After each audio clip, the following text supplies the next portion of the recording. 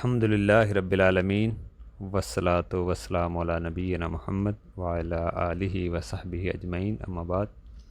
طلاق کے مسائل میں آج ہم دیکھیں گے کہ اگر بیوی کو طلاق ہو جاتی ہے بائن، طلاق بائن میں بیوی کا مال میں حق، یعنی اگر بیوی کو طلاق بائن ہو جاتی ہے، مکمل نکاح سے نکل جاتی ہے، تو پھر اس کا مال میں کیا حق ہے شوہر کے، یہ اس میں کچھ وضاحت دیکھیں گے۔ دیکھیں جب بیوی کو طلاق بائن ہو جائے تو پھر پراپرٹی میں شوہر کی میں کوئی حق نہیں ہوتا۔ شاید کسی جگہ میں علاقے میں کوئی ایسا رول قانون ہو، لیکن ہماری شریعت کے لحاظ سے اب کوئی بیوی کا بطور مالک کوئی حصہ نہیں ہے۔ اب وہ قانون کا سہارا لے کر اگر مال لیتی ہے تو بیوی کے لیے جائز نہیں، یہ حرام ہے بیوی کے اوپر۔ قاضی کے فیصلے سے کوئی حرام مال حلال نہیں ہو جائے گا، کیونکہ جو شریعت نے حرام کر دیا، آپ قاضی سے ہوشیاری سے چالاکی سے کوئی ایسا کام نہ کریں، کیونکہ ہمارے معاشرے میں افراط و تفرید کا مسئلہ ہے۔ کبھی کبھی تو عورت کو حق بنتا ہے لیکن لوگ دیتے نہیں ہیں، کبھی کبھی ایسی صورتحال بنتی ہے کہ بیوی کا حق ہی نہیں ہوتا سرے سے، تو وہ حق در بنی بیٹھی ہوتی ہے۔ تو کبھی کبھی واقعی اس کا حق ہوتا ہے لیکن لوگ اس کا حق نہیں دیتے ہیں۔ افراط و تفرید ہے ہمارے معاشرے میں، جہالت ہے، لاعلمی ہے۔ اب دیکھیں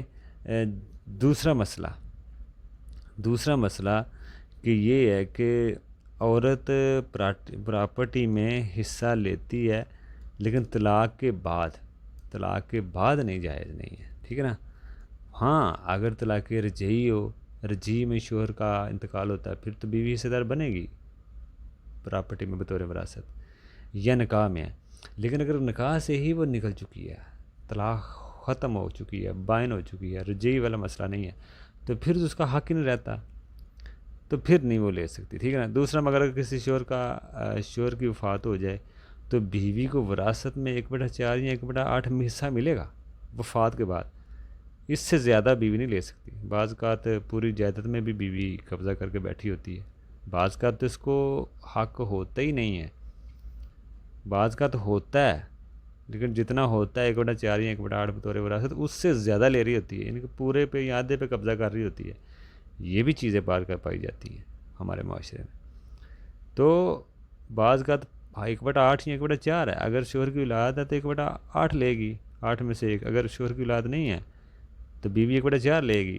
اب بیوی پوری جائیداد میں بعد کا قبضہ کر لیتی ہے، جو کہ ناجائز ہے، اور افراط و تفرید کا یہ شکار ہیں لوگ، ٹھیک ہے نا۔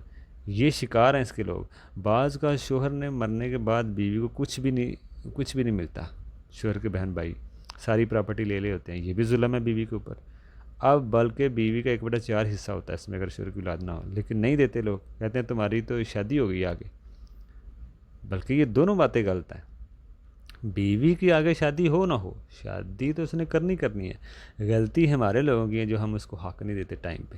مسئلہ تو یہ ہے کہ شوہر فوت ہوا اسی ٹائم اس کو حصہ دیں، لیکن وہ حصہ لوگ نہیں دیتے۔ اب عدت کے بعد تو اس نے آگے شادی کرنی ہے، لیکن وہ سمجھتے ہیں آپ کی شادی ہو چکی ہے، اب آپ کو کچھ نہیں ملے گا۔ یہ بھی ظلم ہے، عورت کے اوپر ظلم ہے۔ اور یہ جو بھی لوگ عورتوں پہ ظلم کر رہے ہیں، چاہے جو بیوی کا حصہ نہیں جو لوگ دے رہے مرنے والے کی، یا بہنوں کا حصہ نہیں دیتے، وہ اس چیز کا خیال رکھیں کہ ان کو 1 روپے کا حساب دینا ہے، اس کے لیے وہ تیار ہو جائیں قیامت والے دن، ان کو حساب دینا پڑے گا اس ظلم پہ۔ تو اس لیے جو لوگ بھی حق کھا رہے ہیں مرنے والے کی بیوی کا یا بھائی بہنوں کا، ظلماً مجبوری سے، کسی کے نہ سمجھی سے، ہوشیاری سے وہاں لے رہے ہیں، ان کو ان کا حساب دینا پڑے گا۔ تو یہ بہرحال مسئلہ ہے کہ ان کے حق ہیں، وہ اللہ نے ان کے حق رکھے ہیں، ان کو دینا پڑے گا۔ اگر کوئی شوہر کی اولاد ہو مرنے کے بعد تو بیوی کو 1/8 میں حصہ مل جائے گا۔ پہلی بات تو یہ ہے، اولاد نہ ہو تو 1/4 ملے گا، اس سے زیادہ لینا بیوی کے لیے بھی جائز نہیں ہے۔ ہاں، اور یہ بھی نہیں ہے کہ بالکل ہی محروم کر دیا جائے، یہ بھی جائز نہیں ہے۔ ہمارے معاشرے میں یہ چیزیں پائی جاتی ہیں۔ اللہ تعالی ہمیں ان چیزوں کو سمجھنے پہ اور اس کے مطابق ہمیں عمل کرنے کی توفیق دے۔